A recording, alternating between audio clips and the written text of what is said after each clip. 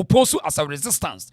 It's in a debia yeka say we want to always be a resistant force. Say your money in siansa and your baby chrim. NDC, or the politics, a person to be omodi titini panintem. It is what debia notable Ashanti Akwaba, William Ambo. Eti di atiane say okay, yemfanchi anisi machia bia ho, medamu nyina wase afi yenku yanim. Eti di atiane say wɔn create a strategy. Sauti ya on some po video be me nsabi. Now call regional minister no wa kra no o ka sembi na okoi enso be ka sembi. Na wo ko sehwe so wahene ba akoso me ball onso be ka say anti-Jerry Akwaba. One also say low key or no or tepo Asante, we need to learn from them. Enra me do call AFLAO AFLAO hene. One also cast the same thing. Actually say we have to go and learn from them. So not just say clearly natural say enya boni say what to mem na nkrofo bi aye bibia di mukana ye kwa kosu enya boni but yenti AFLAO hene na menchawa. Chieftaincy is an institution and they have established it. We have to go and learn from them. And when we come down, we repackage and bring ours and to be greater than theirs.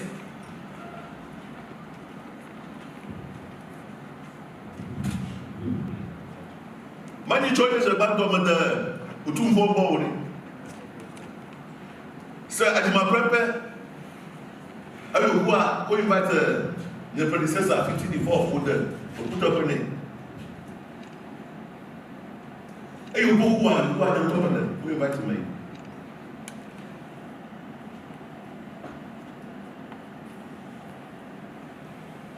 Osetutu in the city flat. I don't know, I can't put more than who are. I invite me. I guess about to be put up with them, Ashanti. That Manya Panka dressing, a Manya Lima, one between.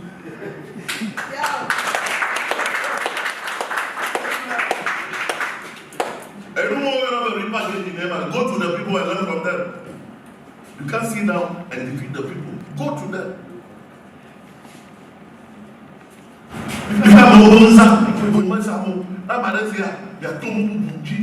Okay, enti sasemi ena ohina my hina owo AFLAO waka sasemi en nano na video ye beboye unim se apagya wo internet ne so enipa bia wo musu se emso omo ye evenia na so omo ye anwono ni chen no ese adai ena ode anwonafo kototo asantefo so on say the city no me gina so ne dia kasem bi on say oye eveni yesi from omudi ne ever for nti ba cha oye eveni an correct oye ever na say ewe oye ever hene ewo AFLAO so pa the paramount chief of AFLAO ni and can say go to them and learn from them.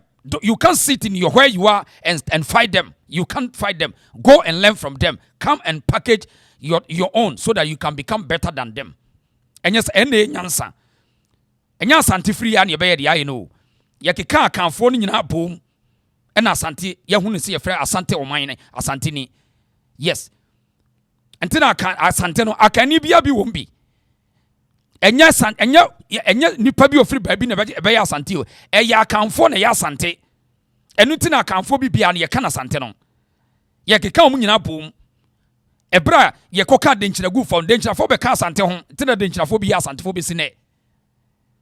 Baby Asante din tokwa kwa bia no ekwa wode nipa ne beka no ho ti Asante no bia bi wom to papa yi wo say go there and learn from them. Stop, don't sit where you are and think that you can be like them. Unim say omu di na tempa omu dwalai omu bu afu sai adai enomo omu di ade yekototo Asantefo ho yenkosua de na mfiri omo on say the city no megina so de akasa ma kire de on ho ya no one di entia Ghana yete ba bi yete no because papa yi oba menhia no wa hunu ahenie wa hunu Brandon wa hunu unity wa hunu sadiet power city e oba menhia bia yewura ye bibi no moto nsa frɛ no oba wo hunu no o ka kire ni nuan manhunafo no say we have to go there and learn from them how the bond in them omadwa internet na so kohwe emu di atem saa na we mu no say we no ye we ya ombe cafe kakre ya omo ya no say suru bo so omo ye kwe hey cho ukoka omo nim say we ya ombe cafe tia no musuru I aday na mo de yakoto Asante ho ye nkosua de we don't yen sua hwifi omo ho mo ya sa na ma Asante aye kese. Look at this, look at the mentality. Sani nua ye bibi o pe bi na woni no obetumi so okase me so obeja to se mesua free no se da bi mesua free no be na ye kese na ho na ye sa ene obekọ na okosua free Chinese no do ye okay. This is the mentality of young crofo no. Ni buofu say adia AFLAO hine say go and learn from them if you want to become like them. Or so want obi se want tiase ene ye okọ Twitter ho a kohwe ye twetwe sebe omo kwase abrofo no. But omo nim se wo hine wo sebe wo ye nyansafo se onim se chieftaincy no a bronika sa hine no yesuasua ye institution a unim outumi sua free obi ho. De hia ne sa won sori de won nanan di jaw no na mu so de bi kan na polish no.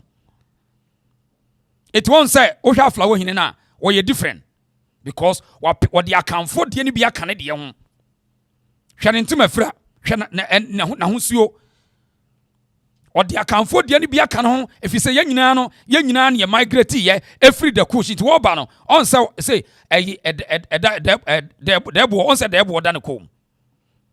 And so me who I'm gonna hinibia debo than a comb. Anglo State Togwesri, Minyasho or Nahusu to say. Togwesri Anglo State or Hineno Minyaso say or Nehuso to say. And say Ucha we or say you're rebranding or Manahiniana Yakono na ya attractive. Tidiakano.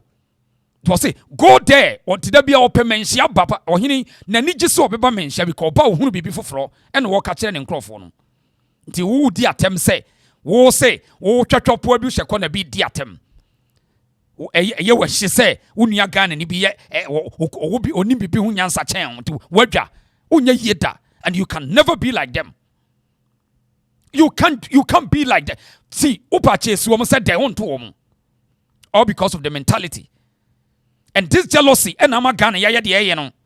The jealousy and the hatred is too much in the system. More be and confuse you. See, more be confuse you. They pretend and they can go to the church at the same time, but they hate themselves. In the church, in the middle of the church, a time kwa. Obekono brandy woman, they are in the church, but I'm telling you, say they hate each other. No, they can go to the mosque, but they hate each other. Don't let them deceive you when they organize woman. Don't let them deceive you. Because we are the only people that we don't want to learn from our own people. We are the only people on this planet. Yankwa. Eti unya openi wahine no oba meka asem wo ya nka nyansa na yesu ye nkoke kenya dwene nkodidi natem. No way. Because the all can hear reality. Wo hwe ba bia ofiri ahuni said that be enya ofenti na wo mpesa oba me ya hu ba bia ofiri bit black rasta. Because otu na chi ni obunu kompo ko hwe na chi ane kon no ba bia ofi no. But papa ide wo ye be kakra no obi oya AFLAO ni bia na ni bagye se okọ na hemfie because ohene brande ho or brande AFLAO awe highway ni so etisa santini bia kondo so obewura menhye odi menhye be ho because ya hemfie ni gyana na so uduru ho bibia bi wo ho. But obi tisa black rasta mo no ene ye nuanom angonafo no bi no omo kaseti abapa yi wo mo no na obi ohwe na chi a ne kon no ahemfie a wo firi mo no ofiri ho ne enti won pese obeka kura mo obi ate o prefer so wodi Yesu picture na fake no wodi bebo no ho ban o pene samum danse ni krom wodi ni krom nkonwa bebo no ho ban ana wodi be hoho no ho emwayo ene Saturday yam puja pa enti AFLAO hine onya nkwada wo say go there and study from them. Go there. Me fa cho bia like video no amesrem a why mon like mon share my on ka sembone and on ka say kokosua fra Asantefo nchese ni de yenye on ka sa na ya Asantefo ye obuo di ma hini ye bia se so sa na ye kromute eti ye hu ohini bia na ye bu no ti ye nanana ye buo bia just what be kan eti wahini Asante ni bia no be kasa tia ne da Asante ni bia enye won try kura hwe because odu aye ba hoho no oba menhia oba Asante mom ye hoho wo mu fisi ye nim say ye obi wo ye krum ye obi. It was to go there and study from them period on kasem bone and so ya no for say ade no person yet or den ho to form na okodi Asante echi. Can you imagine this? Eye dey ya eye hatred and jealousy ahoya o because adia Ghana na yeti sesi ya no wo mu a agi hini amma bibia no ma som bare eye Asantefo no eti omhu ye hi ti ye kabom si ye bebre o mase me be kire wade papa e wuko sahwi ono so ye hini wo ho ye ntiri ono so kan. Be proud to be Asante. Nka hini ya adintra wo mo na etimi akora konwa ma konwa ye fe wo hwa ada tribes na ho apart from that one so wo mo de da form na wo mo kotokoto wo hene no eduru ba bi wo mo ye violent ba Asantefo no se okoya ade bi wo hwe na chi ni pani bi tiana wo suru nti wo mo na etimi akora hinia ma na ye fa nka ye no nso esua wo mo. Yes. Oh. Ebi te say me fan say me hene say me to suit. Be say 10,000 suit. Ne bia me hene say e bia be 3,000 de. Say obi a ntimi nka njire me say me nkọ wuro me de no. Ba ma me nkọ frantuma ne bo odin. Ya e obra ma mfa ni die anto akonwa no say ah no we dia hu hia me ka se me kotontoma bi wokumase me koye na oba a wo ton no e penti ntoma na no so ntoma we yo so ma hine kura be to bi nam se ma me nto no si ade nam se wo ya me man hine me nuru tama ba hu na me man hine fra sa ntoma na me nso me fra sa ntoma no wodwo ma ma mfa ni dia ma akonwa no okay o say so far as ode na no boss say me man hine bi abeto bi no quickly o say me redraw I'm tough for. Nti asema na bakate Asante hene. Asante hene wala ade. Apaja Asante akonya. Yansu yegusu yesua Asantefo no. Hemi udi we ko tudwa donyame. Yana na sase papa na oka. O Asante papa na me. Yo bo abaso. Abutumfa. Yesua Asantefo no kakra. Yentuma fra, ye kasa, ye ni. Omo ntuma fra. Even though I'm a sifo, but now no necessary no. I bet you say, make up bokro no mefa. Fine, where? Hey, any ancho. By a way, and grow for any be a more tribe needing.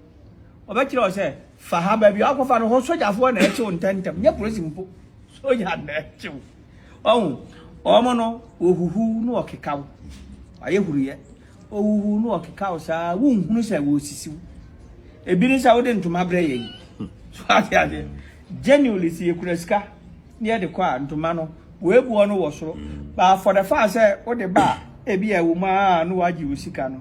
I mean, young to ma. Because me, young to ma, I couldn't mention my risk my life. I got come. It is to mammy, and I could be, and I mean, here now. What can you probably say, ya boom? And ya won't to ma. Now buy who each your ma, once you your business. It is all your here. I was a woman. Was subject to do what you know. Sikaba or Munsam dressy. Nana, the Mishra. Now, cook Doma. Obia who said, ah, Nana, Wady and Hooka. Shanatia Macurani. Nazanitia Minia, no, here now. We are enti asam no kra on wudi sie enye disa wutie asamwa ohene ono so ka wo sehwe no a owo de wo hunu ntia enkyese ne de ne nye wo wo so ogususua free bi free Asantefo ho na ye de na nu Asante yesu de esua free ne ho yesua da bia nti onipa on pa de sua bia wo wiase no hunu se won konkan sa won pa de sua won konkan na de sua no ekutamu different forms ekwan bia wo befa so obesua wade no ewo ho eti nonkra ne de udisi enye yie eno so nkyere se yen kambom ni yen sori nti Asantefo na da ya wo mo ye bibia pese wo mo de ye fe wo nso ye wo de ma ne nye fe na ye wia ne de abakasa ye nyina ye kan ye fre ne twi kasa twi ne mu gua wo do bebre ye nuan makua pemfo kan mo de wo bono twi so ho bono fo so katwi ni bi de infante twi o so kan fante akanfo no twi ni different but ya gentre ha ye kama nipa dodo no ka ya asante twi no eno na ekọ babia eno nkyerɛ sɛ de wo ka ne nye wo mete akuapem twa no mani age na mpɛsɛ me kasa kro bi mfrem but the agentre ha no ya asante twi eno no enye te sɛ obi wo de ne nye dabi ente sa oman ya yetim no enipa bi ahyɛ da the politics ɛhyɛ asefri ye na nkroma pen so ɛna na yete ase na bema we ye frɛ no Wodamaya menta no fi sɛ minim sɛ ye nyina na ye call China kora menini problem or ye ne blogging e pen sika de ye de ono beboa no ono na achu sɛ obɛtutu akwan ba no kora ne sɛ ewiase wo yi on se ye yiwa yibone ne wankasa utiri ho a ye yutiri no wankasa wo ye yiwa yibone promotion wo ye wo Africa nkuro bebre so a eboa na man enlighten and wanya mu diplomatic passport no ono no krom promotion odi man krom no enya bi no wo ye na bonten ye wiase mpani se ye bodam frifie ye de akwa bonten ɛdeɛ ne bɛba sɛ wo man ni mu a mo hyɛda pretend sɛ mo ntitwi kasa tio sɛ mo man ni mu a mo pretend sɛ asɛ mo mpɛ sɛ ye bɛka twi kasa sɛ ye Ghana fo nyina kasa no but ye kodu abonten de a ɛne ye ni gye sɛ ye kasa na sɛ ye pɛ bibia ne ya kasa sɛ na twi mu ye ka no but the true baby no obi ka say Ghana kasa be na motia o obi ka say atwada bi ada ewu ka so obi na titwi enye twi wo so kire say an eye de ye de tete sa na eye enye na sa de no ewo ye biam ne ye de nyini nkakra wotan hunu Wodamaya okọ Ethiopia na ade we eye politics so wanhwe ya wonte ase da Wodamaya ekọ Ethiopia na woni Ethiopia fo mu ani bi di agoro no obi ani mbabia ofi ofiri ne fafiri anwona kakra na mfante o kasa wo mka no ho but wo ka asem bia fa Ghana ho a kire Ethiopia ne wo ho no o de mu nya botre din bemen atimi identify saade na minim se me nko ana me hunu saade na wo ye se enya adwene papa wo be kasa agro no odi but intentional because there's a several cases any publisher that tamasante di kosi adwama so na oma pinchi ya against other Africa for ne say asante for ne di slave trade anim ewo Africa yenim ne nyina na yentie adwuma bi o hyehye ya apagya wa amanfo trolling ne pa Ghana ni Wodamaya wakopiem wo Ethiopia Addis Ababa ene wakohia oba no ko no bi na ti asem a wo kan wo di tie wi na me no wudi nkomo me pese wuti sa asem ni pa wi am no bi di nkomo tie. If you want to make a Ghanaian angry, you just say Kwasia. Yeah, if you want to make a Ghanaian angry. Okay, I don't want to make them angry right now. No. Kwasia. Selfie what you kind. O kire abayiwa no Ghana kasa. Na o kire Ghana kasa obetimi dia provoke Ghanaians. Tini pa.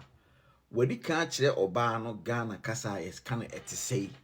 Sisi de nese Wodamaya yehunu se Ghana kasa no eyitwi kasa kan kasa. Sisi akwa abakra na yesi ente ase pese ye no ba ke ba sisi no Wodamaya de unzo okọ international mo on the interview by mpanyimfo bibiri ekoko countries bibiri ni ade. Ba sisi no officially no wo kire se Ghana kasa no eyitwi akan kasa ushia Ghana ni bi abusa ne se etesen yaji atum. Now mempese yebe hunu ne say Wodamaya tribalism and that guy I mean ebia he has a hate for Ashanti tini osa kire no etise wie no e na o ka kire oba ne say se o pese o provoke Ghanaians a o pese o hye Ghana fo abufu a uhu omo aka kire omo say Kwasia oba ne hwedin no say e no se provoke Ghana fo ka kire Ghana fo say Ghana fo chale Kwasia oba ne se o ntimi provoke Ghana fo tieni pa na dwene ho kwa akiri. Right. I won't say that video, a full video, no matter what you own. Because Wodamaya, ne ayobia or ni page no what or yet to say or ye education, ni page no the ye tourism education. The idea of bachelor was piano.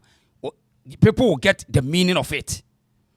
now Ethiopia nanam so ye Africani na owo cultural values and also wanted to anything onim say obi tira e kasa bi say fa provoke bi a na dwene onim pefe say ye didi atem lady ni hu ni say pefe say e ye didi atem because wadamaya na anwena nkwa akire say Ethiopia for no omo nyina te say omo skin color na a mix out for color eti moment o ka kire ne say Ghana kasa ni ti o also gina bonte o say Ghana kasa but today yem friend mara say only the crusade say yen nyina yen katwi kasa obekasa there be a tribalism but on wo abonte a they pretend say Ghana kasa twi kasa now o ka kire ladies won kasa kwasea no now oba Ghana ho am ne ka kwasea enya asantefo no ene akanfo dodo no now sesia se ba say obi ba ne ye ka say aden nkrofo wemu ka kwasea o de on pass ante asem ka sa asantefo de wo no oya o wo mu didi atem wo mu ne didi atem o abonten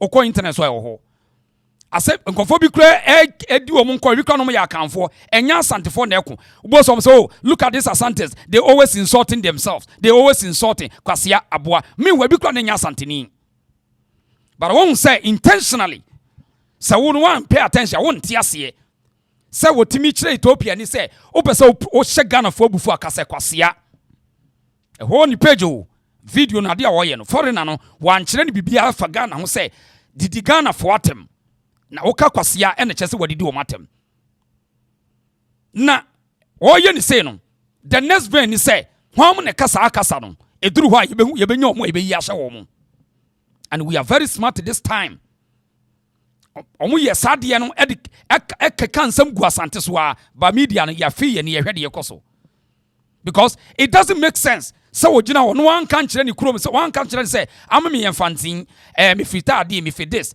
it me kire de sa opese o show bia bufu Ghana kasa say ne once one the wan kan no onye ode ne de asie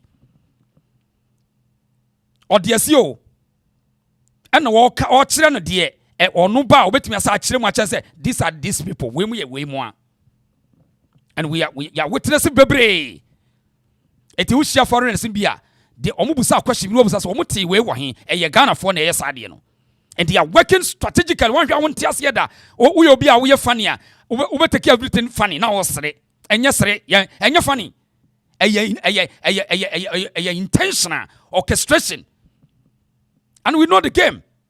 But nipa bi ntia se so wan hwia won tia se da because ebeye yasa wo bekọ abonte na akọ kire obi kasa na akire ne say sa wo pese provoke Ghana for kasa kwasea did you matem how why how because ni page ne so no enye sa na oye wo so enye sa no what is wa ko ba bia ko busa odu countries on wo busa say did you provoke this country and let them for me to see what is why is that so until that be America say they have less respect for their own people.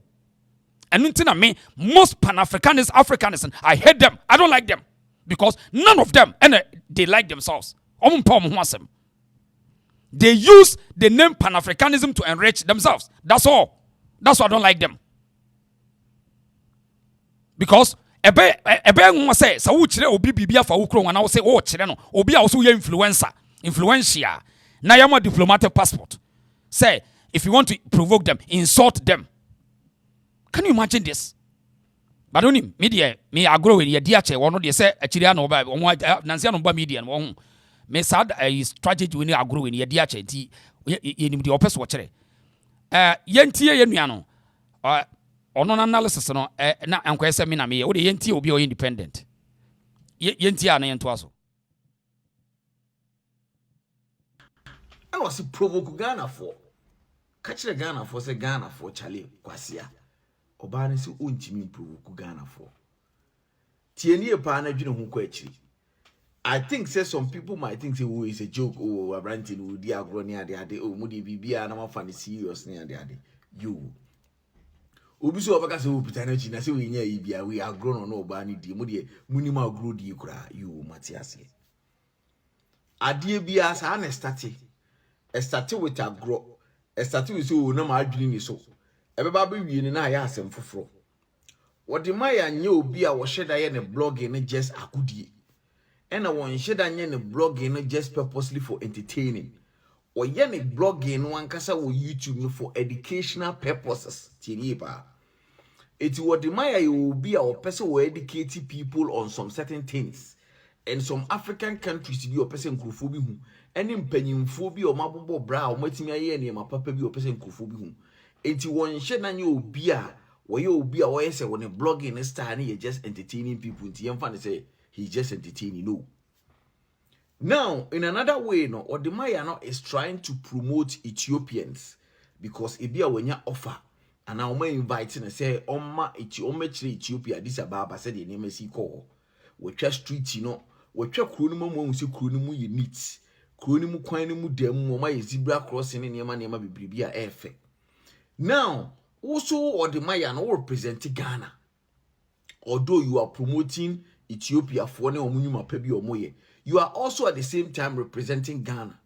Or representing Ghana, no so Ghana and so na we say promote you because and only Ethiopians that are going to watch your videos. There are a lot of people in the whole wide African countries or more. It's now you are trying to throw a signal to the African countries in the other countries more African. I say, mu pese mu provoke Ghanaians. Mu pese mu she Ghana for bufua. Mu Ghana ni bi akache nse kwasia.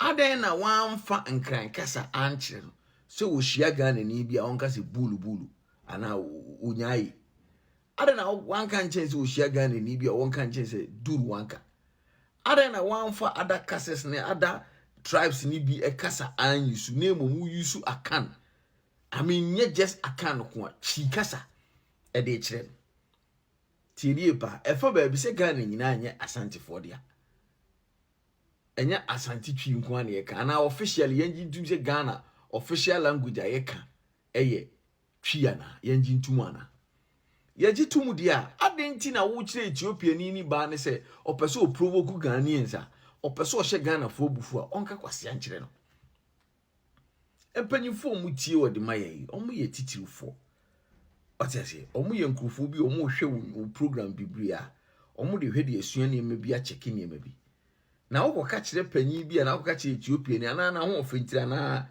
unhu ne so bada na wo ka kire se wo hia Ghana ni bi on ka kire se kwase on what no one she Ghana for bufu one she Asante for I mean Asante for ankasa no one show mo bufu on kan chom so me kwase because o ka chom so me kwase o bufu what the maya asimi o kan mi nim ne o dwene de ena mi nim ne o be fa na de now on say so what transidi na hwe wo mo so called influencers no in politics in entertainment and what have you know most of them delay at the end of the day no they almost return it back to politics. So what's the area?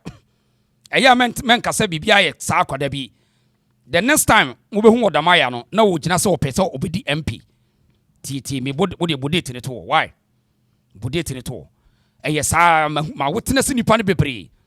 Iti when they get the fame, now they turn back to become politicians.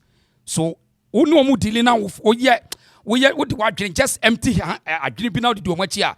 Open problem, especially in Ghana. Say any part of the Mukwana, the next the Wamadane software, Wamama software, a mama Nasibia, or Baba than a politician. And they know how to play the game. And Oko shed the damage on what cause outside. Most of these Africans no influencers no damage on what cause outside na because they always want to look good out there. They have to do it. And they pretend a lot. Wamu pretend African influencers. It would dinachia na so what you on dinachia. Would odoba kosa no what woman one day was shocking me. But some of us know you pay attention to politics. That's what they do. Me see the next time. Those omuya later abo say no akojina MPB wa ha me makoye MP, my member of parliament for this area. Sanity. They are very, very strategic.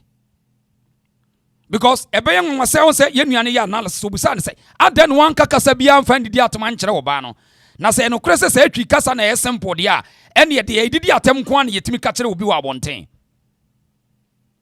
Over for say, I grow, and now grow. Sabayani Freetopia Bedu Ghana. no obete se nkrofo bi di atem kwase ya abo apa quickly ye behu omo ye de ensa be kire wo mo so enso bi kura ne nipa no onye santeni. We know this game. And first no we use our warfare no say they are using the media in all corners. They are using the media proper way. How to do, I mean, see, they do anything possible. Because it will be true say, I'm say Ghana no, there's a Ghana somewhere, and there were Ghana Santifu, there were Ghana Swa, a young Fufrubi. We know the game. Now, media me free but as long as say, yatam Ghana service passport, the man, now obey your money property. So the way you be a heno. See the Ghana service passport na man on diplomatic passport. To ye bibia no a good animo say good Ghana animo say.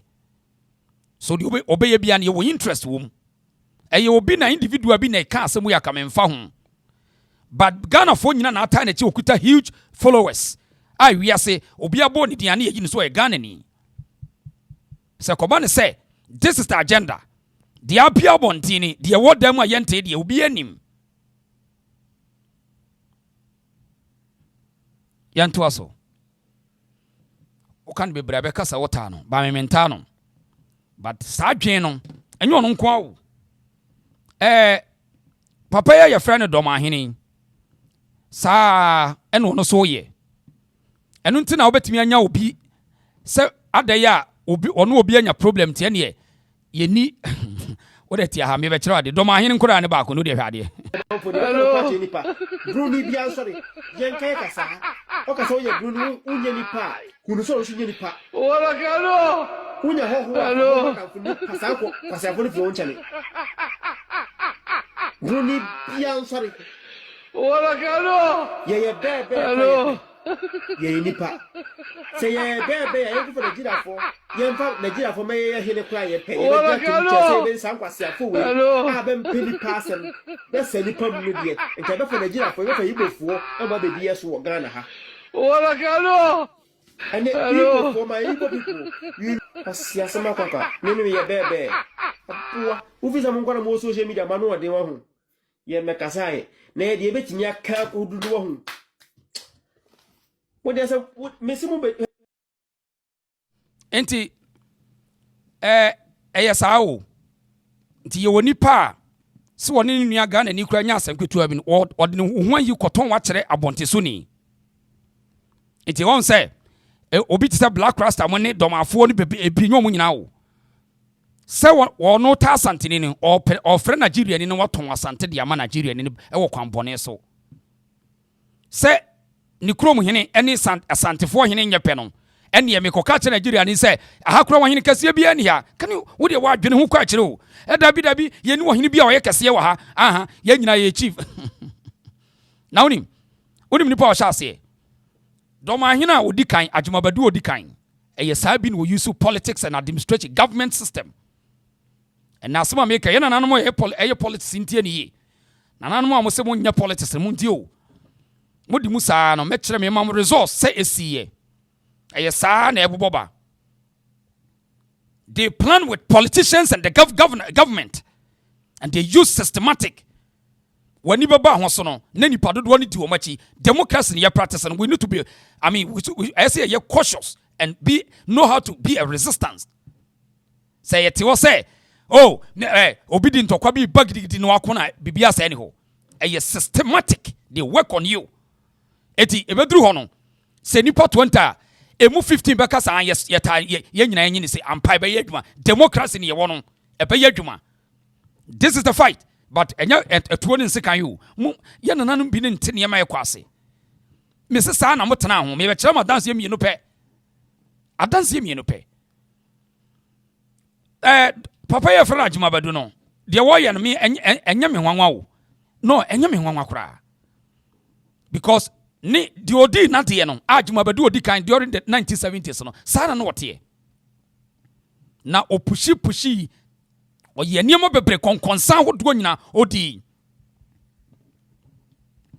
ne nananom di omo ye edi konkonsa de kire broni man kakra sani broni ni eye hu se enipa wemu nyina asese dia ne ye ne asantefo no kokasa se omfa hama ye ne fa nyese ampai bem. First of all baby a ne ye frɛ no Bono region no ɛhɔ nyina ne bibia ni hɔ saa after 1959 na bibia sa ni hɔ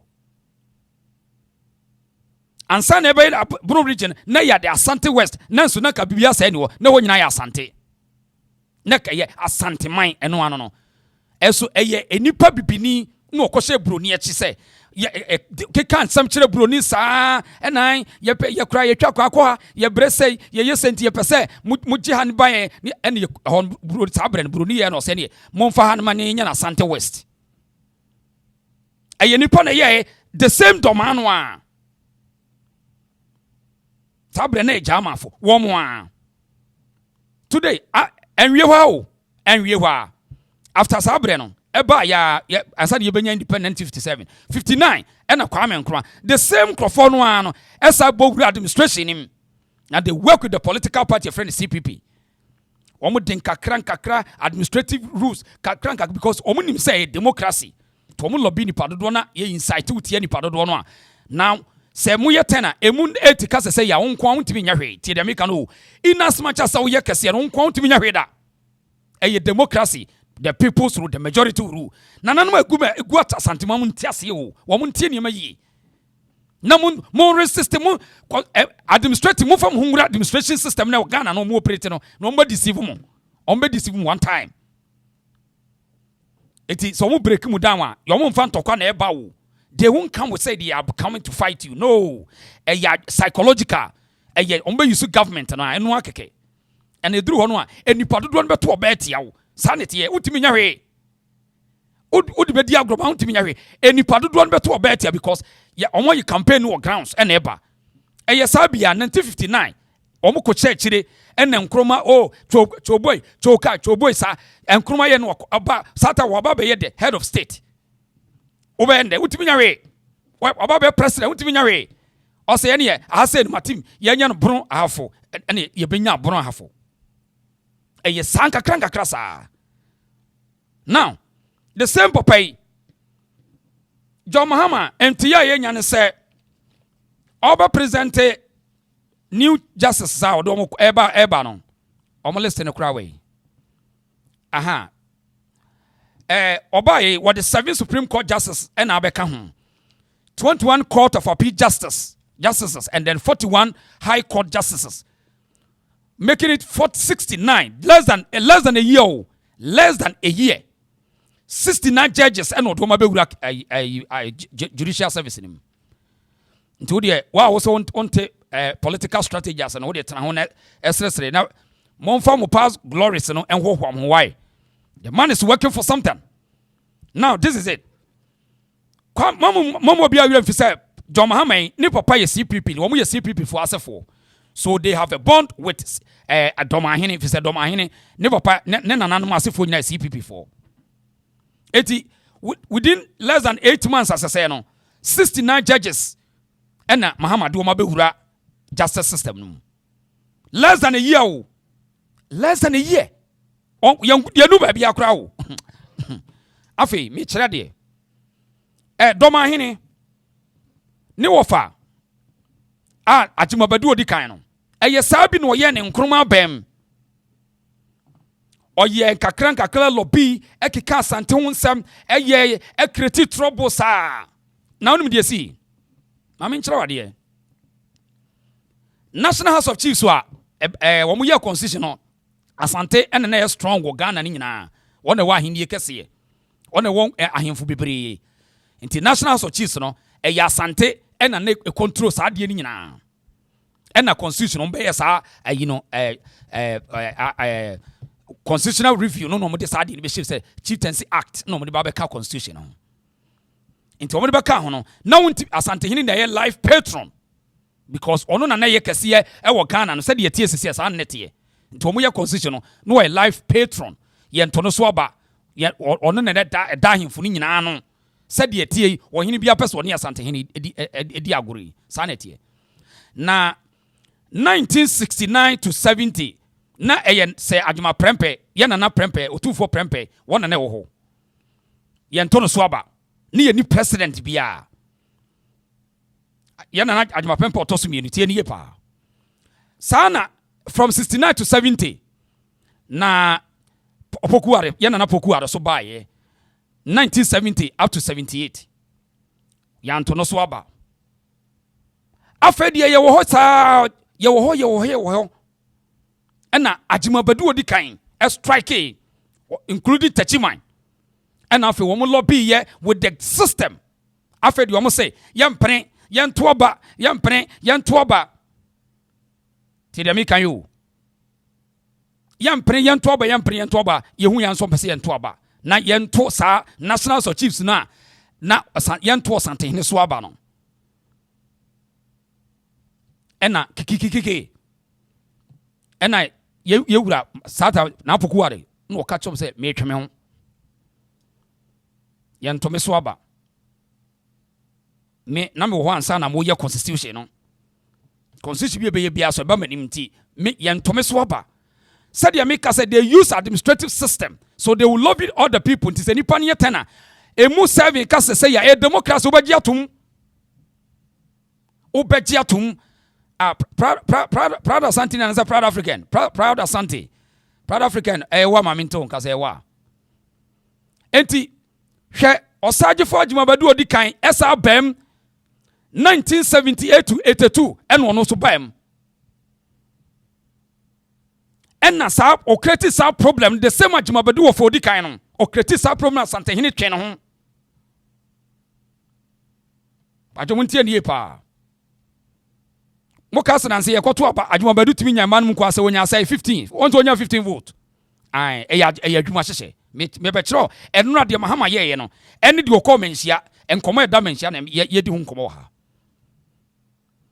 eti usha 1978 to 82 Ajimabadu awodi kan papa ye president because abrand otumfo pokuare twen ho say no yentome so aba eno mba resolve case no ena yewura sabae no pokuare sabem de na pokuare nyen ba bi ko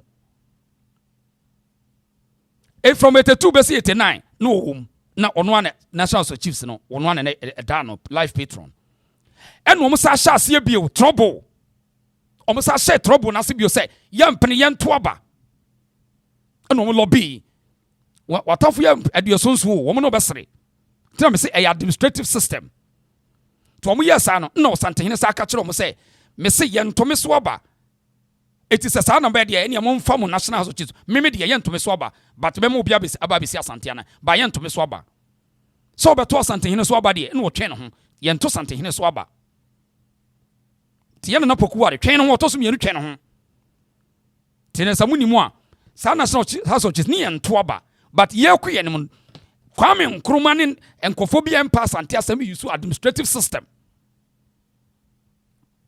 but se do dia dennis asemba so dia omo pese wo be solve maye but omo mpese ade a wo na ebi amfa se wo ne yesi we una wo ye in charge omo mpene sa Ghana fo ni bi mpene sa but sentoko na esi dia ene ye nim dia pese ye dia Asante ye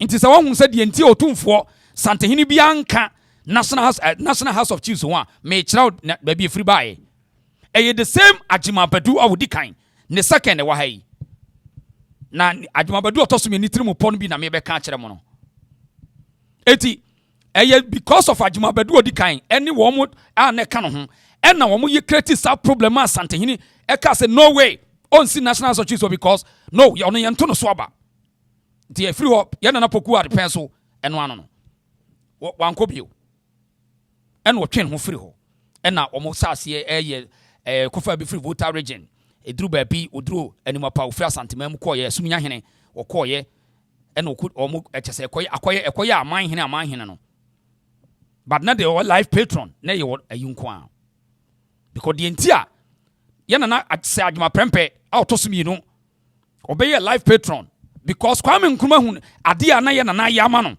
and wo ye hyehyɛ Ghana no na ye na nansa wo Ghana no mu bi ye na adwuma prempe ne Asante nsa wo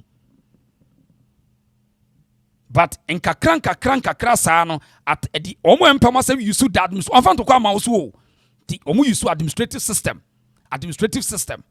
nti e ba o ye nto aba e ti se nanu yi sa wo hwa ya do ma hene yehu ya so waduru tamale no nenam srem no lobby no ahye da ko hye fugu wo kwa obi nim sama wo ka no ho ya to oba Kumasi National House of Chiefs onya almost 15 votes eti edidimu sa ene yenana asantehene bia no ema mu biu de okoye mai ena de wo ha wonko obia nko biu tinafe yana yenkrofo na eko eti so wahwa on say efiri oduro ani mapawo 1992 to 98 oduro ni mapawo tosmi no on so nya ne ba bi ko on ne fra santemem ena osaje fo kuntunkuru ko tosmi no wo chehene 98 to 99 ena Dr. Pore Bobby otoso enum ono nandom ono so free esrem 99 ena odefo boampensem denchira so ababedi wono so ko ena wodene ho Japan sehwi bekwai 2000 2008 ena Professor John Sana Bile wono so free wolongu na ba 2000 to 2016 ena Togo Afede efree Asogli State awumafia wono so about 2016 to 2020 wono so betwa 4 years from 2020 ebesi ne ena sehwi anwaso woji ahokọ ya OGP a wotoso mienu enei wono na ye National House of Chiefs President wo mo atena ye esi Kumasi amanhia opposite wa it may chira problem no now the same trend no enya sa free ho en free ho na NDC time we on the same man we episode odi ni wo faade into wasa the same trouble no wasa shasi use administrative system because of say wono wo judiciary ho eti ubeka se enya hwe want me nya tie obi nka so ntimi nya hwe o me se wo mo de sama Asante West eba be ye nya Asante man na ye nya Asante West en ye nipa na ye di mu sa kwa me nkroma ba ye ba bia na ye Asante West ye benya bro ne hafo me adanse mienu nam de ama no ye kwe anim so me de me ka kire nananom say see obia no ye be ma che obia o but administratively as I say you're very smart on that na ye resistant we need to adibia we need to request as ye will be as say a challenge for them say ye soft for them they will use the system to intimidate your generation in the coming years they will use the system to intimidate your generation because of their numbers because of democracy Ghana is practicing democracy is by the numbers Udi bedi agro onwini nkwa chire ubeka so enya hwe enna ye na sikadwa wo ho dabi sikadwa edi na hinie ye ka administrative system ye de control ye de be control udi amontra ho na nanu matanko nwa wa santimem udi amontra ho na momo mfa brofo na munye se omo de brofo sem professional sem they will use the administrative system to control you one day na wi aso me hu ba bia da se majority can control the minority can control the majority. May who be in contest in any way. Eti papai nitri mu po nyina ne se e wo ha obeka se National House of Chiefs yenyi free Kumasi. Tie de meka yo. Papa we nitri mu po ene se otewo e wodo ye because ye nto aba se National House of Chiefs kwa yenyi free Kumasi. Ni e fa ko neutral grounds. Se eno no obeye eno ansakra no wawu a obeye saade no tede ye kan o because unim information ya pekene say Lester Domahama edi call menhia ko kire sa unse judges na ayi no wo nyina no ombibia so mo patron no eyo ene osantehene ti judges so bibia ombibia no Ghana Bar Association Ghana Judges Judicial Council bibia no menhia no mko ti won so mo da akase kura menhia na yesi no e Kumasi eti omo aban bia appoint judges a omo de commentia enyo menhia ni bia na akache intelligence ame wono no omo de call emerson omo de kire osantehene eti John Mahama edi sa list no o de buy no wo de kire mampani santimaura nanso so no papa na ni din nim say or you're part of judges court of appeals no but later eno omo kon ni be shame na point ne say ewodi enti eba ne sa ewodi enti eba eti on sorry domahene ne sorry mfa ntokwa mesia santo ne asante baku dabi eti say yempanimfo na plant niema on enkomo bi wa ye ne na bonte but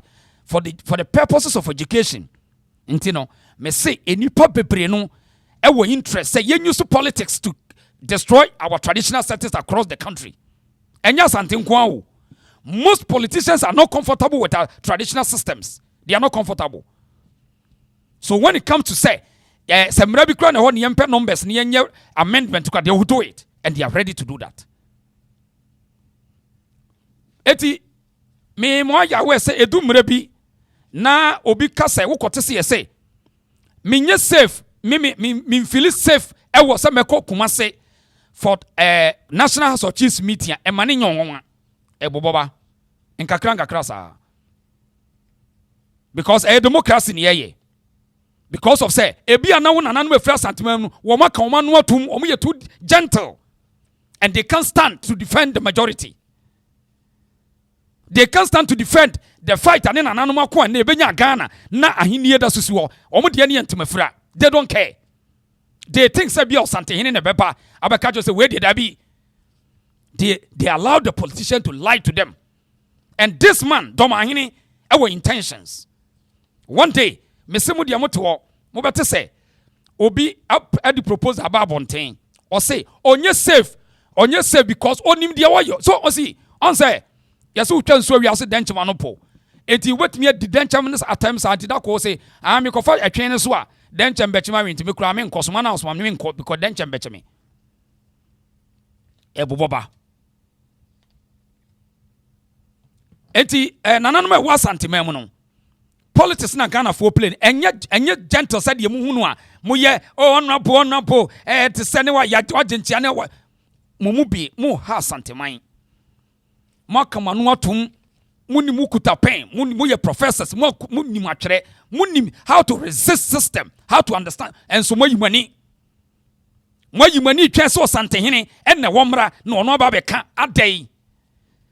And so ko mu portfolio so where your professor this where your community dian position ka say nyina mukutabi but got typical Ghanaian politics o monte ase sa na mu ye yo na mote ho sa e na bron ene afo region bae the same thing sa na Asante West ye di aka ni mu na eba mafa no normal enti papa obe enima bia o ye bia na ni da ho.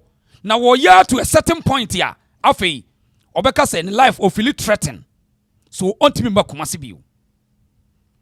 Na sabre no lobby the system. Say what me lobby am ya yende ya na kwa appeal court on. No problem. But the intent any judge na we no. The intent is to find a way say obe create a problem for the people of Ghana and Asante for. Because no for di kan sabi no ye. Na bako some da ho. Ni wo for di kan san wo ye. Enti ye nuanuma ya na ye de past glories no ho hwa ye ho no. Baby a ye gina sisi ano. Sa glory no say ye kontokwa, ye say ye kontokwa bi o. Say ye pen ni paper and a communication. Ye pen any paper any de wo do ano kan and wo ho. Etuo ni nsika ye twam. He say yemfa tuo ni sika nkontokwa bio atwam he say ebe de sa Asante be sori se ye kokon ebe den because of baby ye gina sese ya no but say obi di wanim na wo se wo be ye honho saa obe te se nantwie ma ye honho saa ama saa ye me eya munkoti apofo je nwum no ma ye saa ama saa ye me ma ye saa Asantefo ama saa ye yaji jaye ho ama se ya fa yasio abo brechire se oye kase te se nantwia enka ba yiri wo wiase mu anka wiase ko bia mfanefo pombe owuo bia da owuo so yewunu ba kopɛ na me order sanie na majeja me ho se ye nantwia ti nanie no na ye de ho aso ne mene na woda ona mayanka eti papai the intent awoti aba na wodi akowura appeal court no enye kyese ho kodi asem bia o and there's dia asemwa woto a eti pepa yanto aso eti mu amu nananom ya ahemfo ya amu no mon kasa wai mu no mon kasa mai mu no mon kasa wai na enye Asante na bibia eso beka enye Asante na bibia ebiti sesika kokɔ ne gold semin wodi ahwɛ sɛ de Asante ka asemi nananom so te wo wɔn kuta certificate ahodo nyina wɔn mfa ho It is a war offense was as this one. Oh, you know, near the neck. Oh, he was as this one near Basano. But quite traditional council when you be your bands when you be. Royalty, royalty, day. Equity, no woman was so young that Dawafi, Bomamo Didiano. Royalty, royalty, near Briar come on. Eti on say Asante pie ya oba ho meeting asia ene wo ka asasem we ananom te ho bebre ni omanyefo ne ekoba omu nimpefe se ekwan omudi asantefo fa so asante mansa ase fa so no enyo ai se komo ye resistant asante ahemfo asori agina se aban wo sisi yai batunim omumu no nipa bonefo nko a bebre eti they can't come together say ne come together ye kwachechira san no and so money to your prefer say royalty no nko agye and solve asante my problem but omo twa asante hene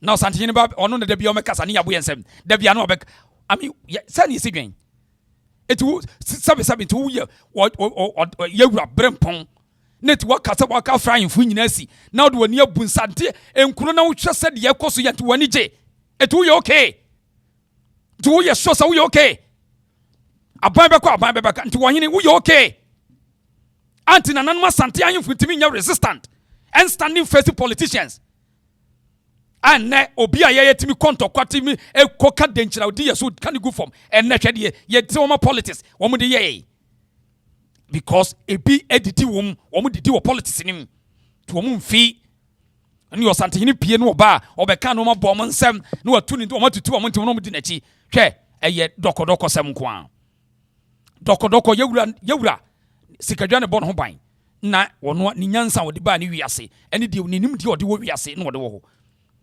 na se yete ase na se ne ye de a me obi nkase pudu wonche because me nkase mu amon fa me nko because eye me nwanwa say ye na nanum tumi nya resistance when it comes to politics me ntiase tumi ekura mo asante mamu ahemfo akese amoye na muntimi face politicians me dwene ho ame ntiase said doma hin ba ko pe wetimi hyehyɛ dwuma na yete ho all because of the A. Na yete ho ampa obi atuma resist no say your man a challenge with the same system. Na yete ho yewura bodwa ni yatutu ntima ni yaso antwene akase ni yedinachi ye ni santeni bodwa ni omu dinachi sa eni omu bia de obia wa ye shepe but obi ya tie bia esabi wo twato ho onana no bepa bebre or creating hatred. The man is working on towards hatred against Asante, but omani efra omuhwe omani na nanu egu Asante man to do omani efra omuhwe again say we are comfortable because the VA team dark ya too black opan wo si form to wo office we okay no obaso ya bebo agene so na nanie yewura brimpon nie Sante hini brimpon nie menam ye ma hini nie. My God. And the level of hatred this man used to the system. Or use system no. Unfair but or use system. And one day, me somebody amoti yasi. Obi beba se wonye comfortable was Sante mem. Onye comfortable so beba National House of Chiefs meeting was Sante mem. One day we be unity. And the vote will count. I want to be say nipa town. Na mo pretend munni na mo pretend.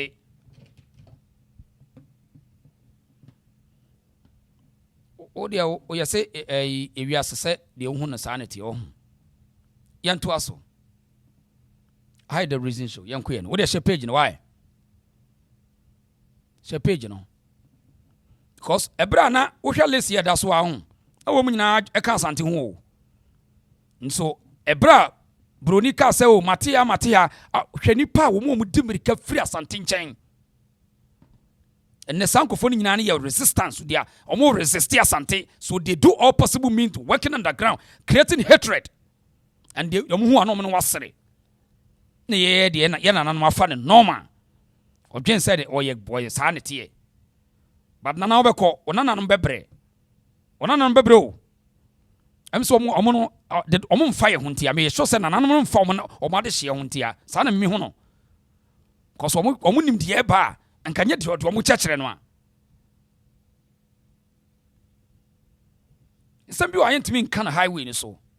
But young queen. We say I know like video, no they like video no mama why. Like video no mama.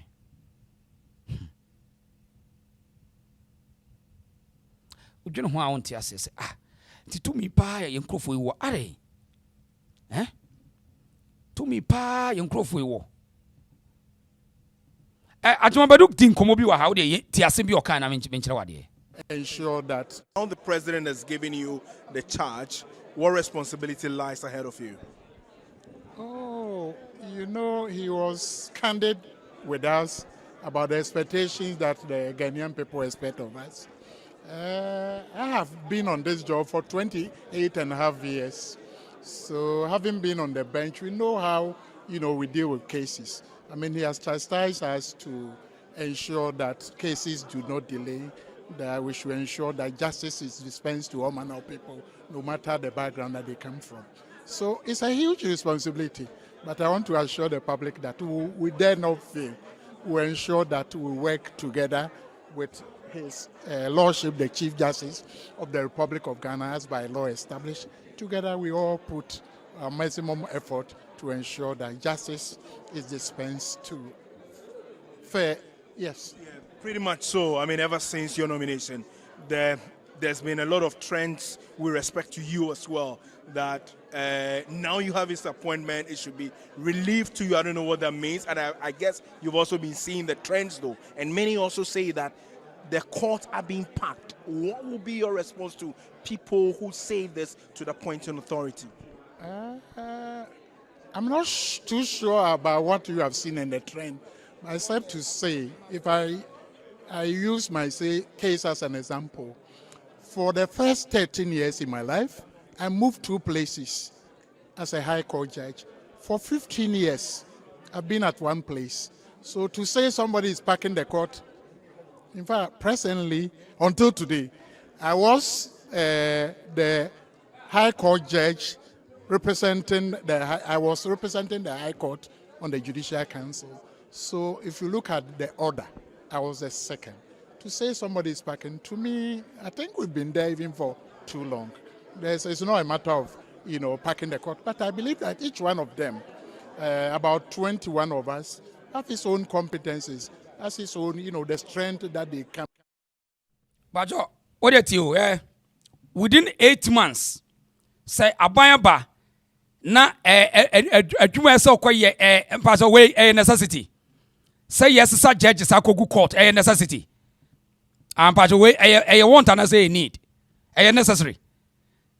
We nye necessity.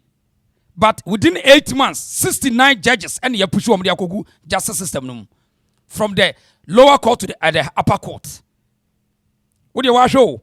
And this court we strategic court, high court, appeals court, and the Supreme Court is strategic.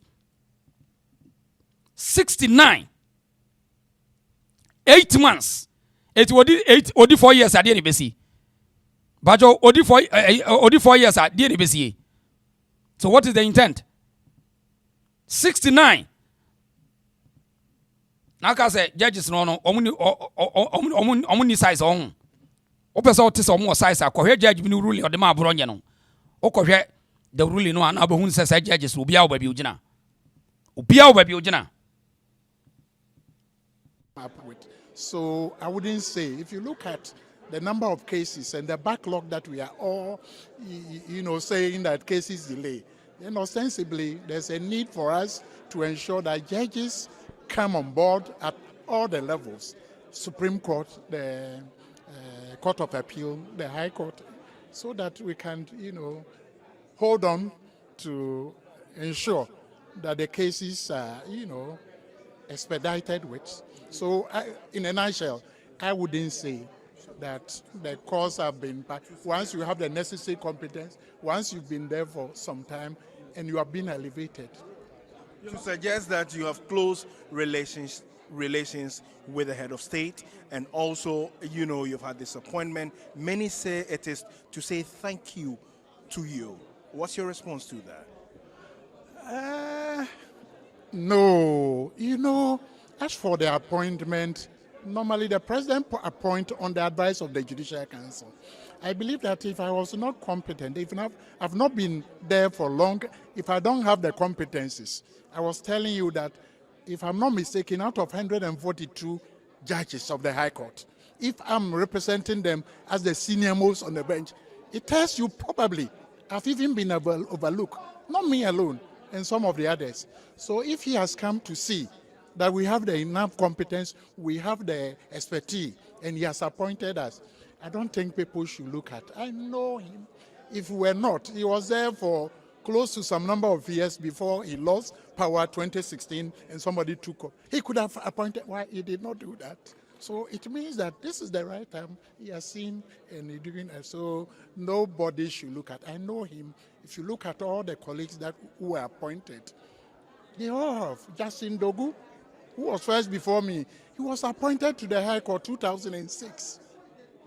Some of them have come and they have gone past him. What would you say about him? If it's not me, what would you? I have been a High Court judge since 2010. For 15 years. If I'm getting to me, it's good I've been recognized. Will you tone down? As to? They say you have been talking, you have been ranting. That's what the public says. Will you tone down? I wish that one would not come here because that is custom. But sorry, presenter beside say, "Ube tone it down." One say, "Almost shut down." Ube tone it down. Or say, on the Sasa de me and Cano, I know the Obetma yes, anima and near customs, obey yes, anima. Tio, obey yes, ani, obey coswaye. But on him say, there's an act's conduct. Code of conduct, I want to mean yes, adian. So, Cocky can some to say, to boni, and I say, Obia, I enquapia ni, Obia, or repetition. Or Buronamka. And so, on him say, Obetmia, you suit two systems, no, Edia pursue an agenda, no. I will be anti me, no. Ampa ye, Nanana yana, on a toda. O, you know what I say, Papa, 80, Opaso say, you was anti me, you, Yana Nano, or mono yas antifono. Mebao, iti, Obian to me, press a trigger, and to me activated the system. Say, or no, etimi pano, but trigger system, no. Or you see the same chieftaincy act and what he did say, eti, Yana Nanuswa, Mumu was anti memua, Muwa National House of Chiefs Wobino. Chieftaincy act and Muntimin Tregabiana. Mudia Muntimin Trega. This is funny. Yana Nanamu BD, a Berka can you bet yes, Muswo. You bet yes, Musman Ghana for the better to say, or better say yati, as Antefona tears woman and animal so. Because him, young Shamu Mamun Fatumino, and Franteman, Quayam Peneda. Yam prima fatumino en frantema because you do me no control yase. Ye di to me energy ade. Enu tina mu to me no. Ebe kakra mu antwa ya ye betie simusuma enkora ne se ye beja obi asama kan mu na ye ne mu bedile. Because national chiefs no esi wo no sabe kwasampani bia ne obetimi aba ho. National bia ne ho.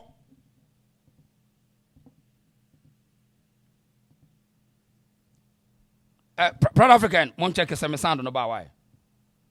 But your motimenka. But your motimenka, mammy, who who's signaby. Comment section, motimenka, madama. But who's signaby? Motimenka. Okay, I used to see yes, but okay, yan to also. Yes, Queen Medasi. So the point in say, a bear can you bet to suko cordia Santia him for Nubi. O Sanya Bayano. Ti national chiefs this one. Kwasampani bia no otimi obetimi abaho. It will be obia obia we day. Okuta a pedigree or dignity. So a day and will be solidity asante. Na national chiefs asante fo mo ho. Esuminya wo ho. Kokofu wo ho. Mampon wo ho. Dabin wo ho. Na yete ho. Eni mo boa. Mo boa kra mo boa. eti die ede ya ye ne ye nkura ne ye me company nsem fa saa nipa yi ho ye ne ye me company nsem fa saa nipa yi ho emra na sefo ne wo fam aye bi epen mukuta information wo no ho se wo mo hyase asai no mpese wo mo kire na ayi eti nsoto ne wa hu na ade eche so wa hu fam nsoto ye na wa hu na eti ade eche ntimo hu se nsoto no a enipa wei ni wo fa track record da ho ni wo fa eye ma osantehini free national of chiefs definite indefinite once wo bio indefinite asantehini wo bio eye ni wo fa odi kan ye saade no olobi ye ekeka nsam create hatred emma nipa bi kota na chi afọ se yento oba osantehini said never yento me so oba munim ni nanan munim ni nyina o nanan matena nkonwa wo sant munim ni mo yawe eti ye ne yemetumfo na ye de ntimitumfo ye ntimitumfo but the econo se mo pesa mo beti Ghana politics aside ya ene na ye baba beti ntesuko kwa akire mo because this is politics and they are using the politics to break you down. That's what I'm saying. John Mahama ni menshia sere. But the man is working against Asante mine at all time. Odu menshia now yewura wo no ne wo say yewura ja about time na oje obia na wo na sere na nana but they are working against you systematically, creating the hatred from others against you, which you don't know. Now, the next thing is coming. Say they almost say reset to home. If you best one my for no so reset no men can ne, but if you best one so.